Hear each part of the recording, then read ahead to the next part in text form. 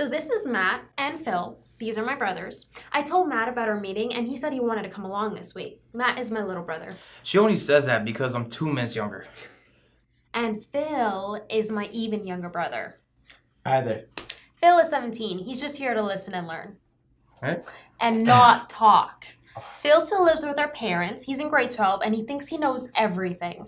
Ha! I know more about investing than both of you put together. I'm putting my $500,000 in the stock market when I get it. Whatever, Phil. Gabriela says you guys are good at answering questions, investing questions. I'm dying to learn more about Bitcoin. It's so confusing. Is it a scam?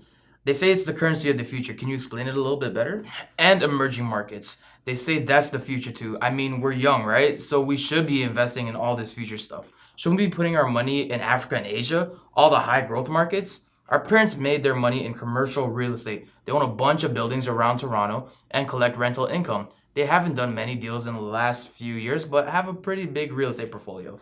My dad came up with this whole distribution scheme so that we can learn to invest and to diversify our interests away from just real estate. Why does he get to talk so much? Be quiet, Phil. So I know we don't have a lot to invest in right now, but we will eventually. So should we start investing like we know we're getting the extra money, or should we just focus on the few $100,000 we have now and forget about the rest until we get it? That's a good question. It's like, should we be investing like another 22-year-old with this money, or should we be approaching this differently, given that we're going to be receiving more money down the road?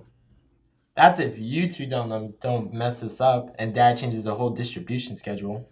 Phil, we're in a business meeting. You do not call people dum-dums in a business meeting. I'm sorry, it's just so frustrating to think that my money is depending on these two yahoos getting their acts together. Cut it out, Phil. Fine, we gotta go anyway. Oh, another thing. I'd like you to give me a stock and a bond that you suggest I invest in and why. That way I can learn more about how to analyze investments. I think that wraps it up. Nice meeting you all. Really nice offices, by the way.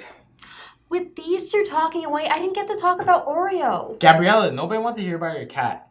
What are you talking about? They love hearing about Oreo. Yeah, right. See you soon. Come on, Phil. Gosh. Hey.